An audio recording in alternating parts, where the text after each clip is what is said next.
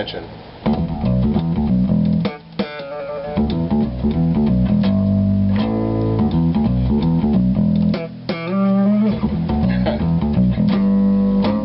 What was that? Yeah, there you go, right there. Something like that.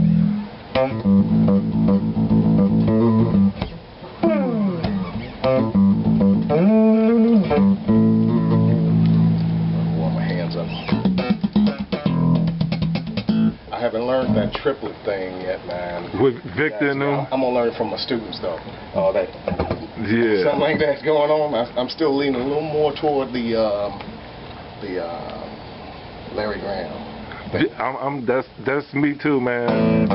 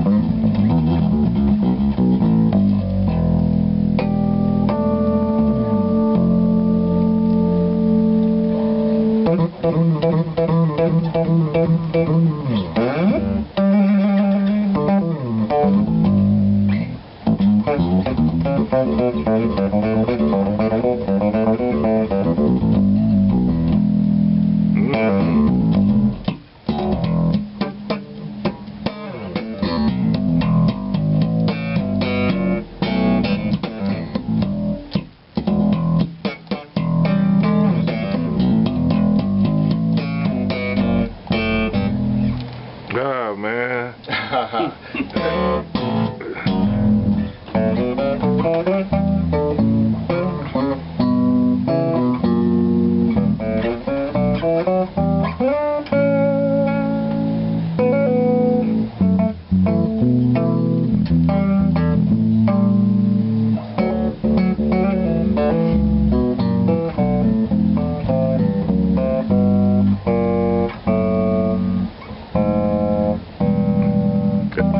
Hey, you do you remember? Oh, that's what's that?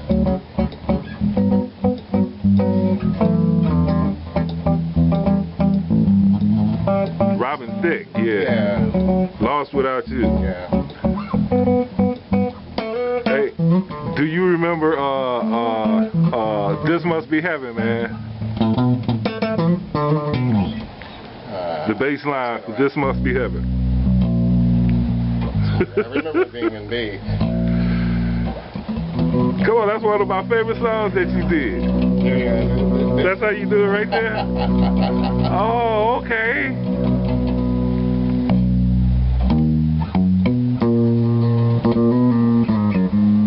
Something like that. It was on the fretless. Yeah, I was going to ask you, you play that on the fretless, right? It sounded fretless. We do. Yeah. Good. Something like that, yeah. Good. Okay, good. Hey, ladies and gentlemen, we got Detroit bass player in the house. About to do an interview with him. His name, Lamont Johnson.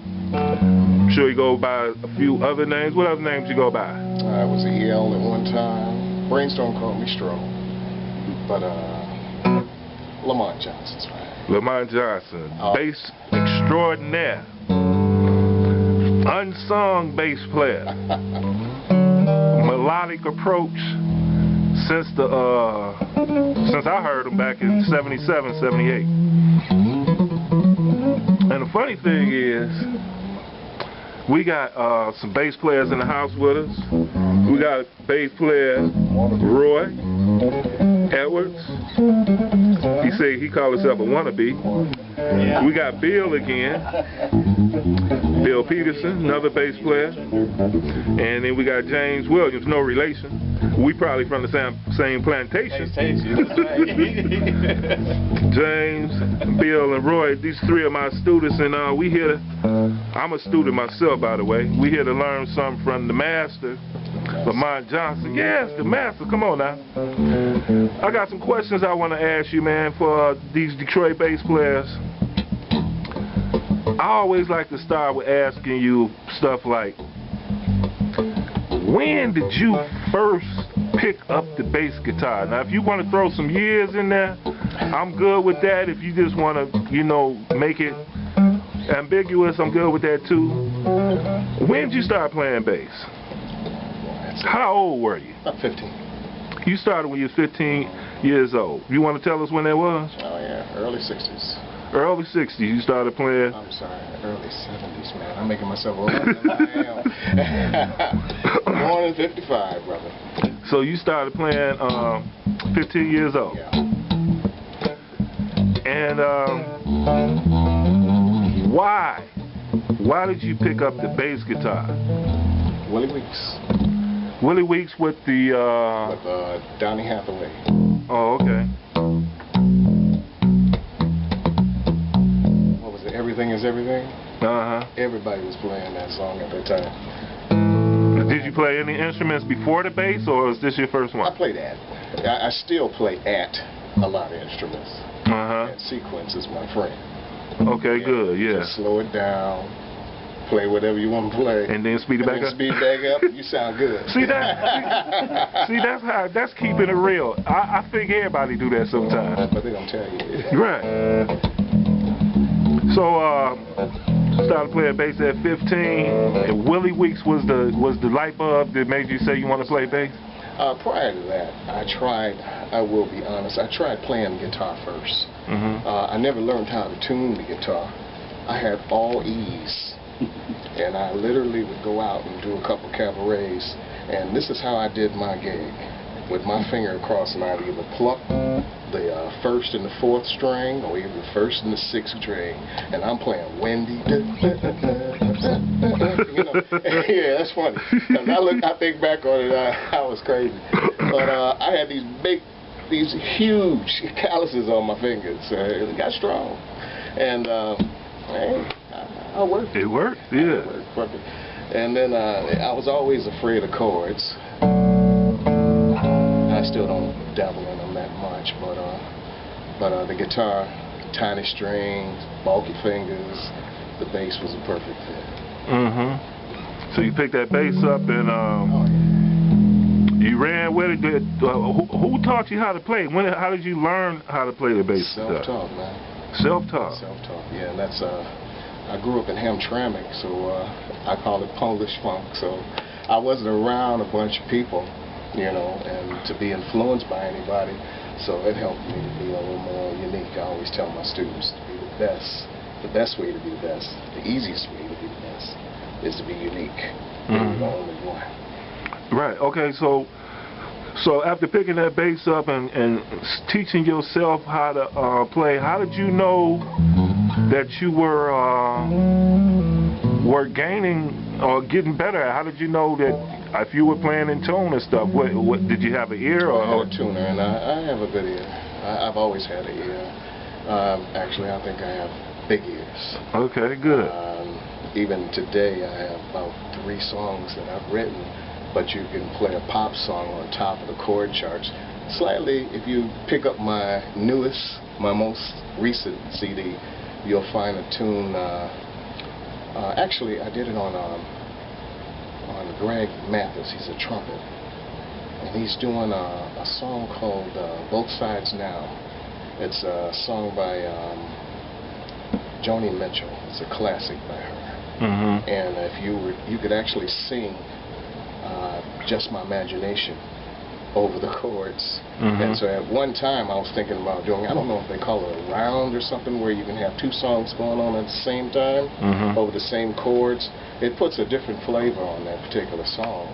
Okay. What's the name of the CD? Okay, it's Greg Mathis, When We Were. When We Were. Mm-hmm. And he also does an instrumental of This Must Be Heaven. Oh, okay. And we can pick this up where? Oh, CD Baby. CD Baby? Mm-hmm. Okay. Another question was, you say Willie Weeks was the light bulb that had you going. When you started playing records, did you listen to records and pick up the bass lines, or did you start playing with anybody? How did you start socializing musically with other musicians? Blues. There was in my community there was a lot of blues players. There was this harmonica player. His name was Eddie Sistrunk, and this dude could really play. His favorite song was "Scratch My Back." Do you remember that blues song by any chance? I don't know any of the blues artists that did any of these songs, but learning the blues progression was my introduction. He always wanted to come down and play with this little young guy down the street, you know, and we would just jam. We would just jam. My mother and father, they were party people, so we were the entertainment. And after that, young guys that played, I eventually learned that I had some neighbors that played guitar or whatever, you know, and things manifest from there. Didn't live far from Shane and Milwaukee, you know, where Mr. Kelly's and the Raven Lounge, and you know, there was a string of clubs, and eventually I managed to get into one of those clubs and do a gig, and then from there people hear about you, and then it just went on from there. I was playing in one of those clubs, Drew's Lounge, when I found out that Brainstorm was looking for a bass player. Really? Yeah. Matter of fact, it was me and a keyboard player, Bob Ross, who Robert Ross, we call him Bob Ross, keyboard player. He's now in San Francisco, but he was the original keyboard player in Brainstorm also. So they took us both in. Okay. Let's see here. Ross Glue. Do you remember the Ross Glue Company in school by any chance? Yeah. Oh yeah, I remember. Well, it was his family that owned that company. So oh really? He was somewhat well off. We used to tease him. We used to ask him, why you want to be a musician? You know, you ain't gonna make no money. You know, it was in his blood. He said he wanted to make it on his own. Okay. Well, growing up and just getting started, any other bass players? Did you listen to any other bass players that influenced you, and you listened to them play on the radio or something, or on the album, and it's like, wow, I want to pick up those cats? Or was you always heading your own direction? Yeah, I was hard-headed. I was headed in my own direction. I'll admit it. Well, it worked. Yeah. But I'll tell you, when I was in Brainstorm, there was this little young guy who came in. He didn't even look like he belonged in the club. And he handed me Stanley Clarke's first album. And from then on, I looked at a bass really solely. I always seen the potential of a bass being a lead instrument, you know, but then he showed you how it could be done. Prior to that, I had been listening to Jocko, you know, with Joni Mitchell, and he did some other things with some other people. I kept up with him. I love the credits on the albums, on his albums, terribly. Yeah, I was listening to him when everybody else was still listening to Jocko. I was listening to Chuck Rainey when everybody was listening to Jameson. I listened to Larry Graham. I used to love Larry Graham because I used to love Sly and the Family Stone. That was when I thought I was a hippie. You know? Chuck Rainey, was he playing with Steely Dan at the time? He was with, I don't know if he was with Steely Dan at the time, but he used to play with Aretha. Oh, okay. Oh man, Rocksteady and Until You Come Back to Me. All those Chuck Rainey? Stops. Man, that man is playing. That man is playing. One of my favorites from Cleveland. Is he? Yeah. I look at Chuck Rainey as the innovator of the Jameson style. I look at Louis Johnson as the innovator of Larry Graham. And then another space cadet is Anthony Jackson. Yeah. He's always coming from left field with his lines. He's too theoretic for me though. I mean, but there's this one pop album. I never thought he could ever play pop, and that was when he played on Shaka Khan's Naughty album. That Naughty album, man, you got to pick it up. He's playing some stuff. And that was back in what, 70 what? Man, it may be 80. It may be early 80s. You know what his innovative song to me was, Mr. Jackson was the OJ's. Yeah, really? Because I never knew that was a bass guitar playing doo-doo, doo-doo, doo-doo, doo, and then come to find out it was a 6-string bass guitar. He's the innovator of the 6-string. He calls it a contrabass. Contrabass. Right. Yeah. I never knew that. That was one of the innovative things he did. But so you naming some of the cats that I love. Are these some of your favorites back in the day? Jocko, Stanley. Those are the people. Well, I don't reach back for Stanley very much. I finally got wise to Stanley. Stanley's a lot of speed.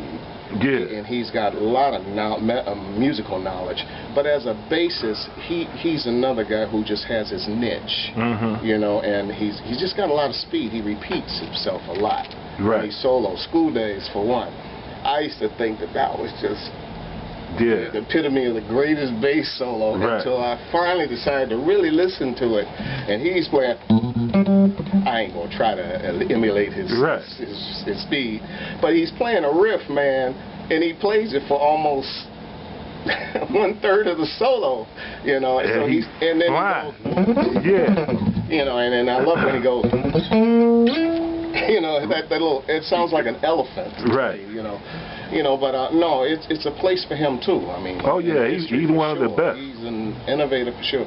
His writing is great. His orchestrating is great. Ain't too many people who can touch him on upright.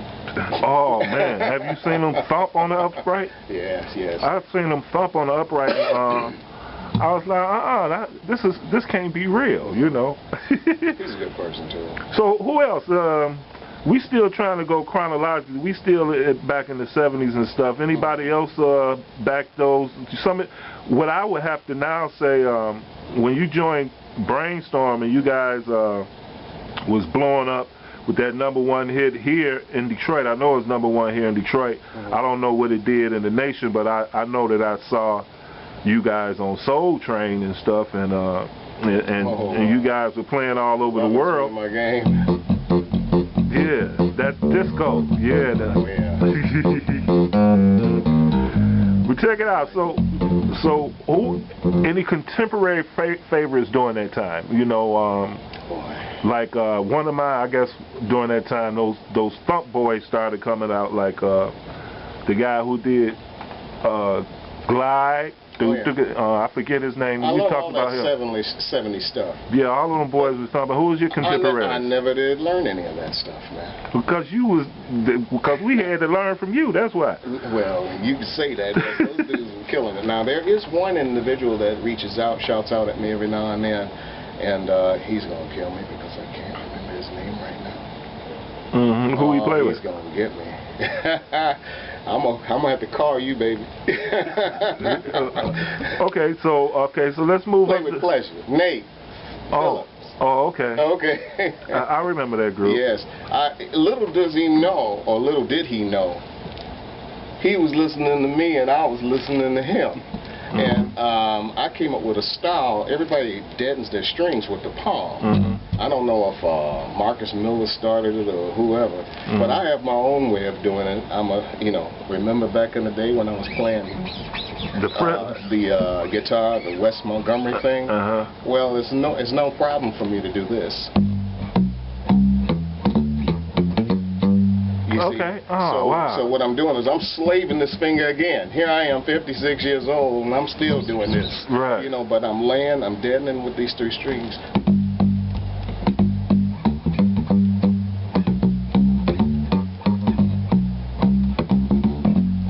Right. Okay. See, I just learned something. Oh. Michael Henderson later on came into my world. Oh yeah, okay. Another Detroit bass player. My man, he reaches back all the time.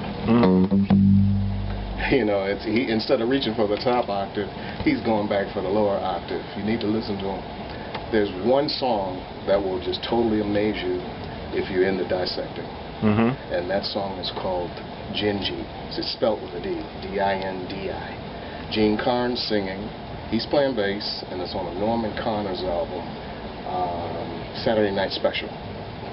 And I think Valentine Love is on that album. But anyway, he is playing some lines as of this day. I don't feel it to play, but I feel it to listen. I mean, you know, that's too simple. When you hear the chord progressions and you listen to how he just, what notes he chooses to play, it's not an ordinary thing to me. Okay, we're gonna go back and analyze that. You know, that's what us Detroit bass players do, I'm sure, is we take these songs and listen to them, no matter what the genre is or anything. We just take them and listen to it. Okay, so now you playing with Brainstorm. You guys are touring the world and stuff. How is that? Is this your first time touring? Is this your first time exposed as a? Did you consider yourself at this time a professional musician, or you know? I consider myself a professional the moment I started making money. You see, but and it was one of my biggest dreams. Well, I had two, and that was to be one of the best in the city. I never asked for anything more than that. When I listened to Willie Weeks, I would just stare at that album cover. You know, the album cover. Is he a Detroit bass player too? I really don't even know much about him. I know he played with Bowie for a while. Okay. I think he played on the song Fame, if I'm not mistaken. I'm not sure, don't quote me. But he did play with Bowie. But yeah, they had a picture of them. I think it was the Bottom Line or the Bittersweet in New York. And I played the club. I got a chance to stand on that stage. And then there was the other one I mentioned, Sly, earlier. They're on Riot's Going On. I think that album is Open Up, Riot. Anyway, you turn it around and there's Sly and the Family Stone, and you can see the audience. It's a back shot. Right. I always wanted to play on a stage like that. Well, I got a chance to do that with Brainstorm too. And so it was like, Chuck Rainey, he was always someone that I really, when it came down to commercial music and pop music or R&B, I mean... He did a lot of work, didn't he? He came out and heard my second album. I did 2 albums after I left Brainstorm for CBS. And he came out and heard the second one. And I didn't get a chance to meet him. But Jerry Peters, who was my producer, he said, he came in, he said everything was right. You know, and you know, he used to be a teacher on Downbeat magazines. You used to be able to get his lesson every, I don't know how often that magazine came out, but every edition he had a lesson for bass players. Dig. Well, you know, that's one thing I still haven't done yet was what I always wanted to do was like tour to where I was sick of it. You know what I'm saying? I never had an opportunity to tour, hit the bus, and all that kind of stuff. I've done the tour in 2009 where I did a couple of hotels and I drive home the rest of the tour. And did some cross-country stuff, but I ain't never did a real tour where you go overseas and you go to strange new countries and I've never gone overseas. Y'all didn't get to go to I've been wanting to go overseas. I'll probably be a roadie for somebody. No, we went to Quebec. We went to Quebec, and that was fun. That was a lot of fun. And just recently, just a couple years ago, I went to Cabo San Lucas with Jimmy McKee. You know, that was fun. And you know, but that's about as far as I've gotten. I've done the majority of the states. You know. Right. I did a little southern thing with the Dramatics. And for the life of me, I've been trying to come up with the chronological information on that. I can't remember what year it was, if it was before Brainstorm or after I want to say it was before Brainstorm. You could probably help me. It was when Ouija left the group. You don't know? No. Only person I know is Greg Finley, who was the brother of one of the Dramatics, who sung with Five Special. Okay. You remember Ron Banks, obviously. Yeah. We just lost him not long ago.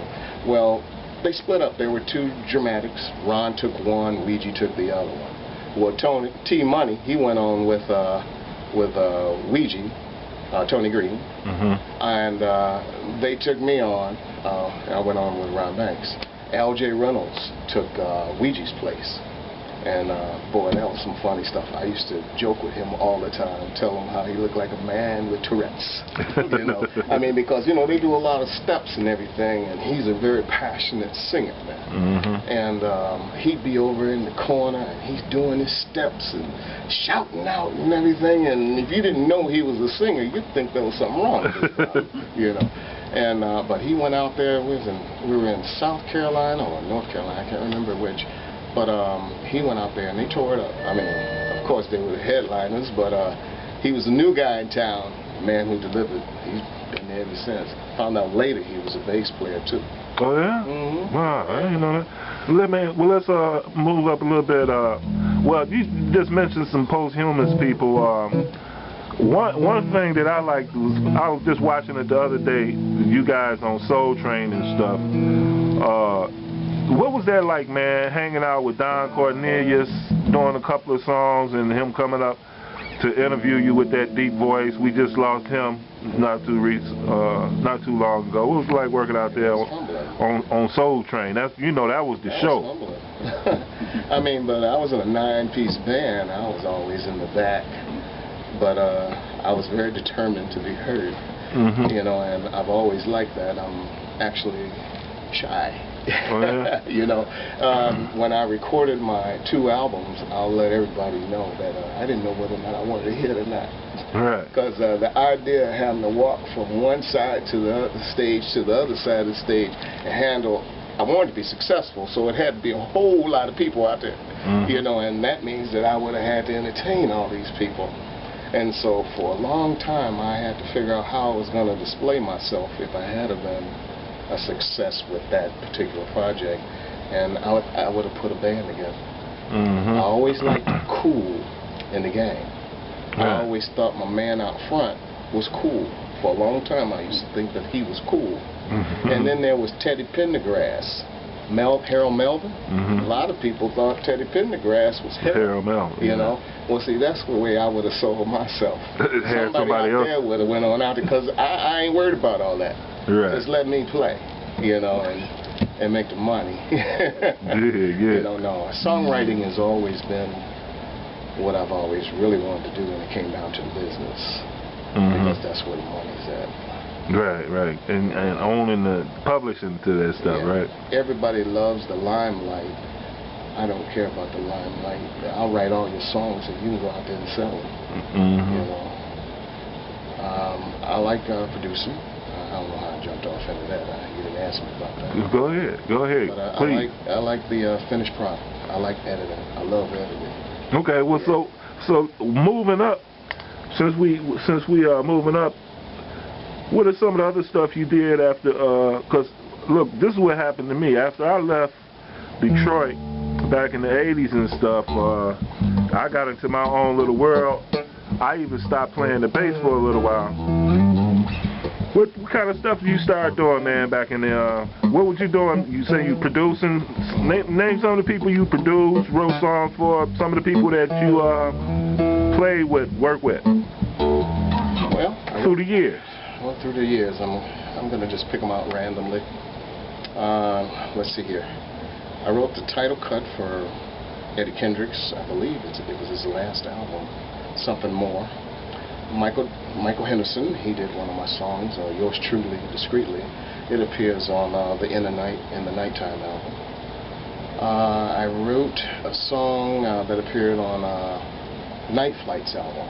Night Flight is a group that I joined between Brainstorm and the release of my album. They wanted me to be a permanent member, but I couldn't. I was already signed to Taboo. But I got a chance to record an album on it. And the people that I recorded with were on that album. We're talking Brecker Brothers, we're talking about Hamish Stewart, Steve Ferrone on drums, the late Phyllis Hyman. She was a wonderful lady, tall lady, beautiful. I mentioned David Sanborn. He was on the date also. We had a great time hanging out. That's where I met Hiram Bullock, while we were hanging out in New York. We recorded in New York, Chicago, and Hartford. New York, Chicago, and Miami. I'm sorry. We practiced in Hartford, Connecticut. Okay. Canaan. I know it's got to be some more. Writing, didn't write. I was a guest artist on the Chapter 8 album, their very first one with Anita Baker. Recently, local people, we're talking Dow Boyer, who is pretty popular around town in casinos and all. She has a CD out now that's been doing pretty decent. Greg Mathis, you know, nothing earth-shattering, you know. I'm still waiting on that gold record, you know.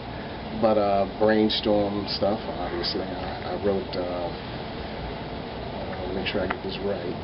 We had 8 songs, I believe, on that album, and I had something to do with 6 of them. I wrote the title cut, Storming. Right, that's one of my favorite ones. That bass line was killer, man, I'm telling you. That bass line on Storming. Yeah, I gotta get that again. I haven't thought about playing that in a long time, man. Right. Yeah, y'all need to go back and listen to some of this stuff that this man Lamont Johnson, the Detroit bass player, is playing. Can I ask you some more questions, man? All right, good. What you've been lately here? You say you've been doing some local stuff. Ain't hitting the country like you used to, right? Is that by choice, or is it the way the industry is going? What's happening with that? How come? I'm a family man. You want to stay home with the family? That's one of my dreams. And okay. I'm living it. I've been married for 24 years. Okay, good. So what you doing now then? Well, I'm just doing a bunch of writing, and I just started teaching again, and the response is amazing. I mean. Well, I don't know if I want you to talk about. I don't know if I want you to talk about teaching right now, man. I got 3 of my students over here. They might switch camps or something like that, man. No, I wouldn't do that to you. No, I'm just playing. But but let's talk about it though. When did you start teaching again? You know, that's what I do. I teach bass guitar. I've been teaching since 2007. For me, it's almost like. My motto is each one teach one. All of this stuff I do, and there's a lot of students that want to learn and they don't have access to it. I make myself available, you know. Why teaching, man? What you get in there for? I'm looking for someone who can take it and run with it. You looking for that virtual or the what you call them, the prodigy? Prodigy. Yeah, you looking for one of those too? Me too. Well, I feel pretty confident. I feel pretty good about some of the people that I've taught in the past. Giovanni Collier, he's worked. I haven't followed these fellas. Their careers really heavy, but there are some things that I know about. Giovanni Collier, he was with Gladys Knight for quite some time. One of your students? Yes. Keep going. Then just recently he did a tour with Sade. Not long ago when she made her resurgence. And then Hornsby. Bruce Hornsby? Yeah. Yeah, no, he's been with him for a long time. I don't know if he's still with him or not. You can look him up. He's accomplished quite a bit. Some of the cats that you taught, you mentioned this guy. Did Al Turner come through you? Al Turner, yes. Who else? Now, Small, large. Mind you, these guys were able to play before they came to me. Right. But I wanna believe that I broadened their horizons. I'm sure you did. Took them further to where they wanted to be. And within the last month, I started teaching again within the last month. I've been getting these comments and everything. I want to say thank you very much to all of you. I mean, that's what it's all about to me. And at that time, I was charging $10, and it wasn't the money. It's about what I'm getting right now from you. Right. Well, Dion Estes, he was not a formal student of mine, but he had to learn something in order to take my place in Brainstorm. Right. And if you ask me from an instructor's opinion, vibrato changed his world. Because I was on the freeway. I'll never forget after he had left Brainstorm. and I heard "Wake Me Up Before You Go Go" by Wham, and right now I haven't taken the time to dissect it, but when I heard them play "Zoot Doo Doo Doo Doo," you know, I said, "That's Dion." I know, and it's always cool. I always tell people, or my students, try to establish your own style, make your own niche, because one thing that's really important is if a person hear you playing, if they can recognize you by your style, you've accomplished a lot. And but anyway, he was able to express himself to the point to where I recognized him. Okay. Well, another individual, informally, Byron Miller. Byron, how you doing, brother, man? One of my favorites. Mr. Dookie Stick. Right. Reach for it. That might be him on the phone now saying, "Don't you tell this story." Well, I'll finish the story about Byron. I don't want him to think that I punked out. No, Byron, he came and seen us at the hotel when we did Soul Train. And he and I, we spent almost an hour in my room, my hotel room, and me wanting to show him all the things that I know. I played all of my riffs, man. I played all my riffs and let him record it. And shortly after, Dookie Stick came out. And listen to Dookie Stick, listen to me, make your own decision. And so I put him down as a influence, someone I influenced or someone I inspired. I didn't say I taught him. But, you know, so next time you see him, if you see him, ask him. Well, you know, I actually tried to reach out to him. I hadn't got a reply back yet, so so hopefully there's another Detroit bass player. Oh, he's still my boy. My man plays. He can come and do an interview too. He and I, we play a lot alike, I believe, when it comes down to the blues solo. Okay. You know. So you done named a few of them, and you're still teaching, or you got back into teaching? I gotta give Ralph some props now. Ralphie Armstrong? Oh, my boy. And I want to say thank you to him. He taught you? No, he didn't. Matter of fact, he was the first bass player I see him play Popeye, though. He played the hell out of it. That used to be a required exercise for us bass players back in the 70s. Was it? Yeah. Well, see, I wasn't taking lessons, so I got a chance to skip that one. But I see them playing at the Shell down at Belle Isle, and it was like, wow, he played it fast, too, you know. But, no, seriously, he recommended me to take his place for Zappa. Frank Zappa. Frank Zappa. Oh, man. Okay, now that solo that you see on the internet, that's a place called, well, at the time it was Second Chance in Ann Arbor. And we were playing Brainstorm. We were playing Second Chance. We had just recorded our album, and they were giving us a welcome back home party. And a friend of mine, Huey Hitchcock's friend, Rico, he was a drummer. Anyway, he came running over to me, "Stro, you never know who's here." He said, "and you'll never know who he's here for to see." And it was Zappa.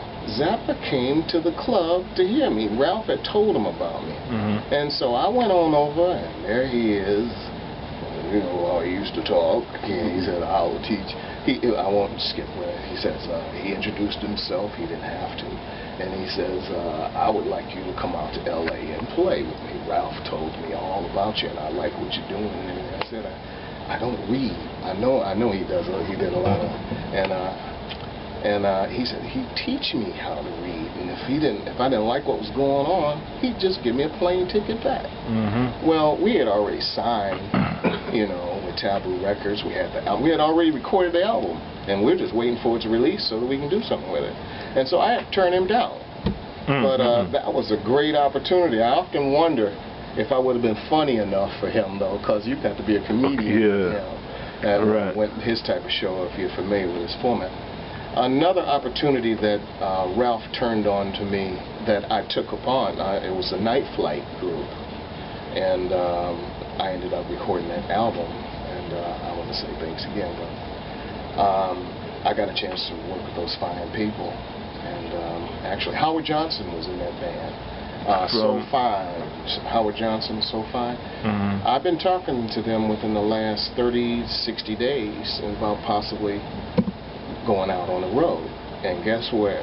Possibly Japan. I might get to Japan this year. Overseas, you know.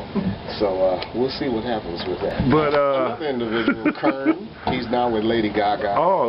That's another guy under your tutelage? That studied with me back in the day, but it wasn't a long stint. It was a summer, and we probably had a couple little sessions during that time. It was a summer program. Okay, so now you currently teaching. You teaching at a studio. You teaching at the crib. At my apartment. Do you go out to the students too?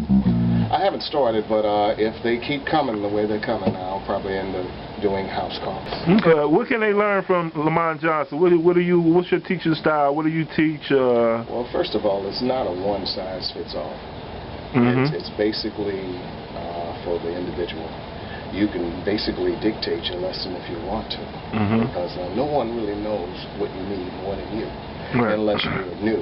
And I usually take on intermediate students, so they're somewhat are established within their own thinking.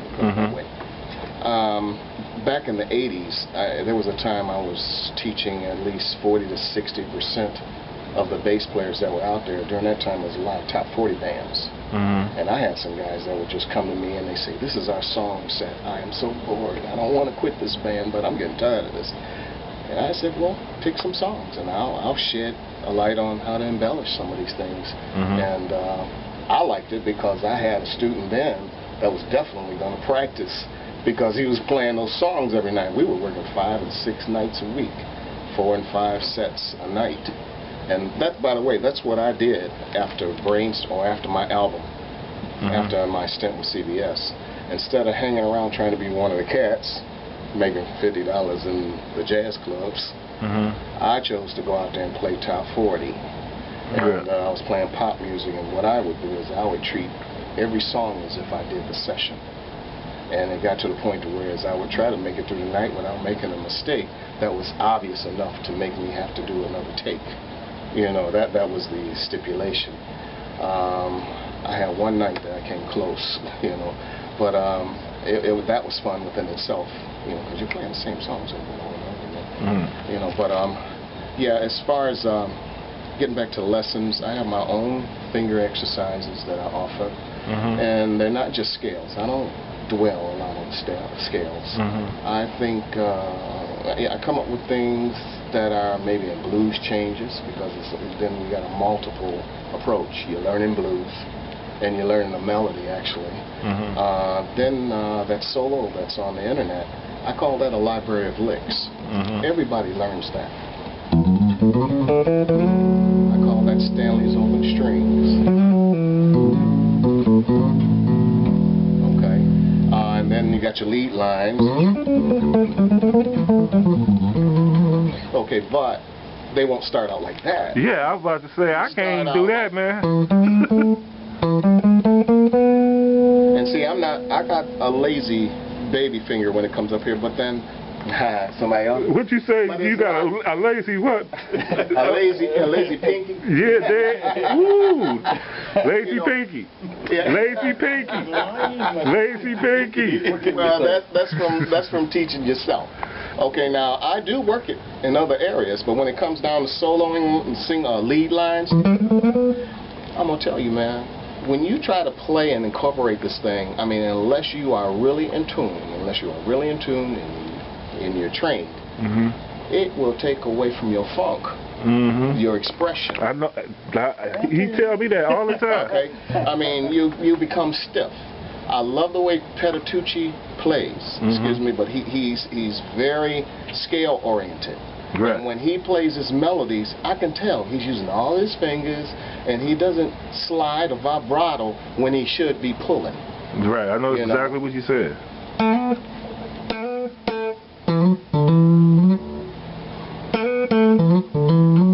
Nah, I ain't gonna never be able to get these cats to use their baby finger again.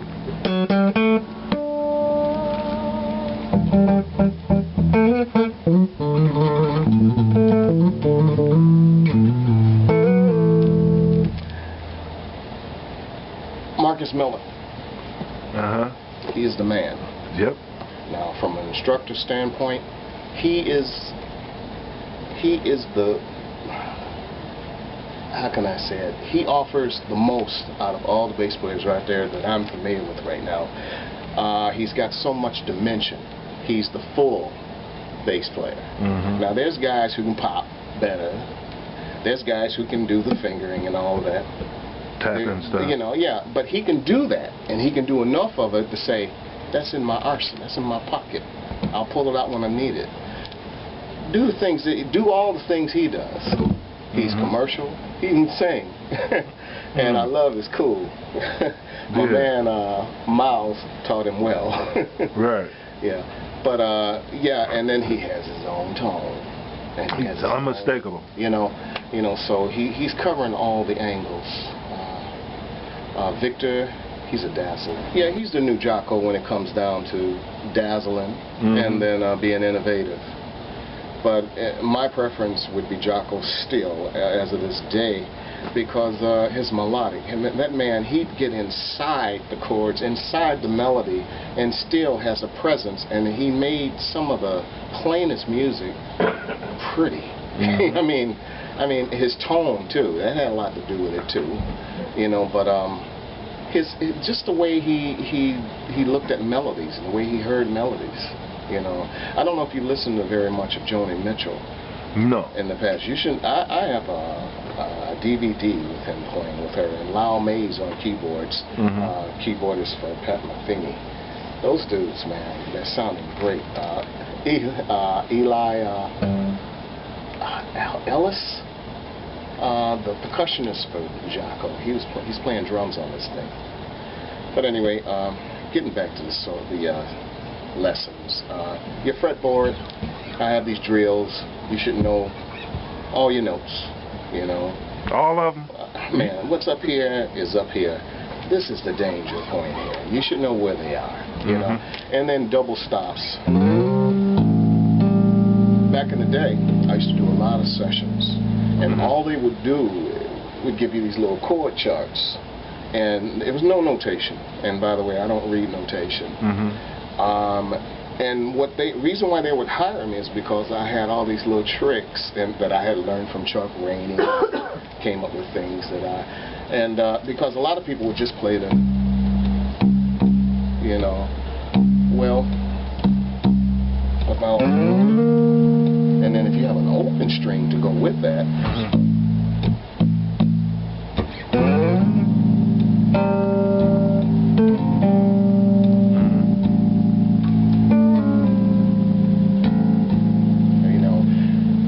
I can do that in lots of keys now. I've learned how to do it. It's a little trick when you're dealing with outside of open strings. But a lot of times you get that ability, that opportunity when you're playing ballads, and so the tempo's slower and you got time. Little tasty changes. Different styles, different genres, styles, or does it all apply? You can use all of that in rock.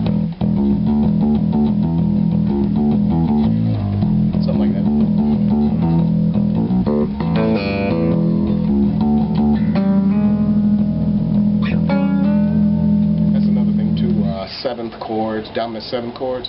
When I was coming up, everybody did this. You know, that was just the coolest thing to do. Or either they were going, you know, that thing there. Well, a lot of people like learning those things because they can toss in those little ad-libs when they're just droning on a note. Well, I teach you where it's at on all the keys. I teach you where the chords are on all the keys. I got this little trick with the sevens that's just kind of crazy. I'm still trying to figure it out. The reason why I'm having a little problems because I ain't took the time to learn the theory behind it. But the dominant seven. Well, I teach theory now if you want to listen. Yeah. Interesting. Seriously. I'm thinking about doing an instructional video, and I was thinking about finding myself a professor who can explain. I'll show you how to do it, I'll slow it down, and then I'll say, now the professor's going to explain to you what he did, what I did on paper. What else you got going on? What you got coming up for us?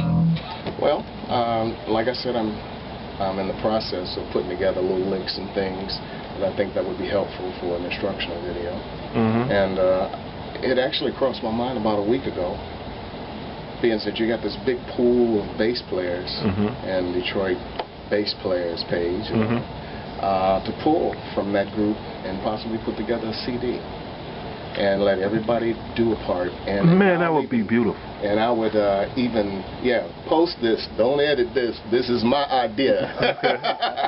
Now, you can do it. Somebody else can run with it, but at least I mentioned it first. Right. And then what's that again? Huh? What is this great idea? I love it already. Well, I haven't come up with any ideas when I would do it, but it's an idea that I thought would be kind of cool, and I would even go as far as introducing the individual. I mean, even if it was in a way of, tell us what you think about that, that James Brown thing, hit me, hit me such and such, his name, whatever it can be. You can actually announce a person as they take their solo, Right. I've got this song.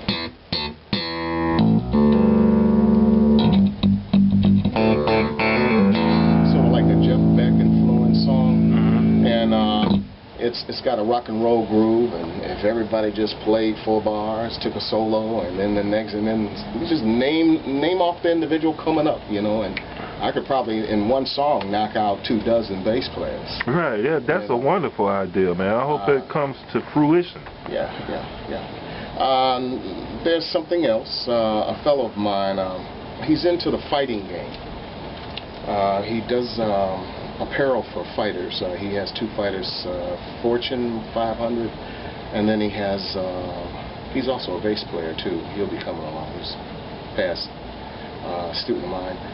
He also has a guy, Silky. He just fought, and he got whipped, but he shouldn't have been in the ring.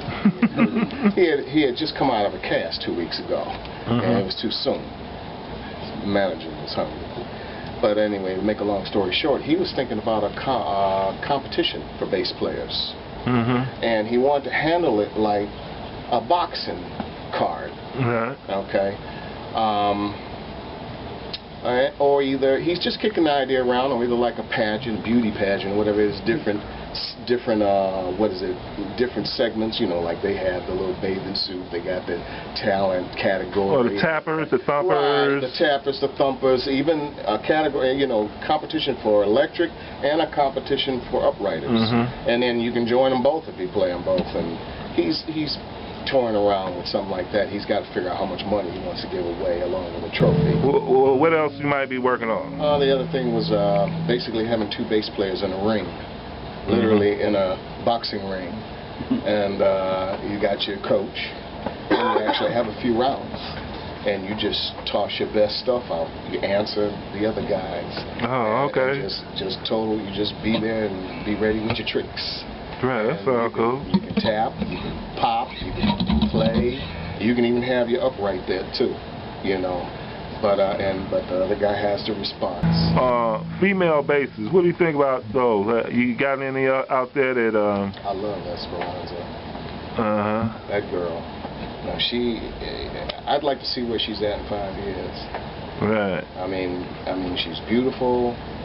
She plays then upright. There's a lot of bass players out there that play better than her, but her package. Right, exactly. Once again, we're talking, like I was speaking of Marcus.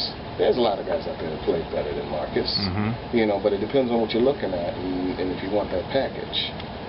You get older, you start appreciating the package, and you don't get dazzled by that one dimension. Yeah, that lick, that super fast lick. Yeah. Any other ladies out there? One of mine is who's this lady? Tal Welkenfield or something. That's one of my favorites. She's the Australian girl. What instrument is this you playing right here? What kind of bass is this? This is a Sterling, Music Man. Music Man. Why Music Man? Oh man, Music Man is the one that expresses what I feel. That's your stuff? Yeah. The bass that I had on that solo that's on the internet right now, the bass solo, I sold that bass, and it was one of the basses, actually it is the bass that I dreaded parting with. I don't usually grow attached to instruments, and so for a long time I looked for another bass that could give me the same sound. Didn't realize is that it's all in the neck and the wood. This is ash wood. And that last bass was an ash wood bass. And so when I went to Guitar Center, I checked out all the ash wood basses opposed to maple and rosewood, and they're pretty consistent. An ash wood neck will give you that sting. It works. Yeah, I'm a tone fanatic. I like what this sounds like. Is this what I get when I leave? Yes, sir. They got a... Okay, that's the end of the interview. And don't edit that.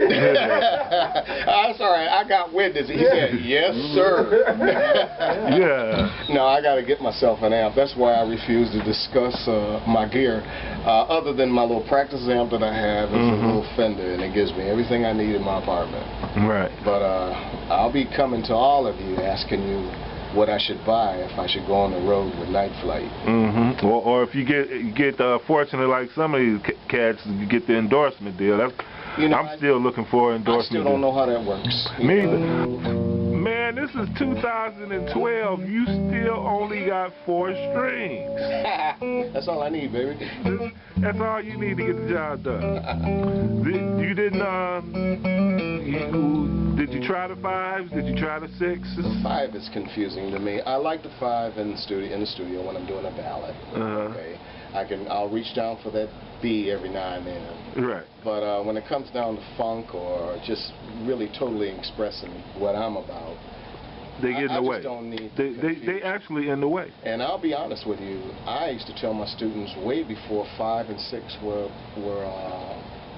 popular, that if I had more than 4 strings, I wouldn't go for the low end. I understand the justification for having that B, especially with organ players, man. In church, I wouldn't have a 4-string in church competing with an organ player.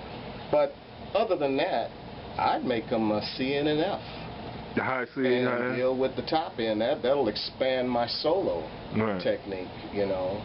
I could actually play some octaves like Wes Montgomery, you know, but I'd play it the right way, I guess. You know, but that's where I would go with it. And if we should ever get together on any kind of theory, I'll show you my concept with the 7 chords, the dominant 7 chords. That's based on if you had a 6-string bass and you tuned it with your 4s going all the way across with the C and the F. Right. You know, because they do a crazy thing, and you ain't even got to flip your fingers around. Right. You know. Right. Okay. So like I said, I can keep you all day, man. But I'm gonna go ahead and let you get out of here. So you wanna play us out, man? I'll play you out. Ladies and gentlemen, Detroit bass player Lamont Johnson, the living legend, the unsung episode of Detroit Bass Players, right here, right now. Okay, this is work in progress. I call it funk on a graham cracker. Okay. It derives from the bass line from the song Hair, Graham Central Station.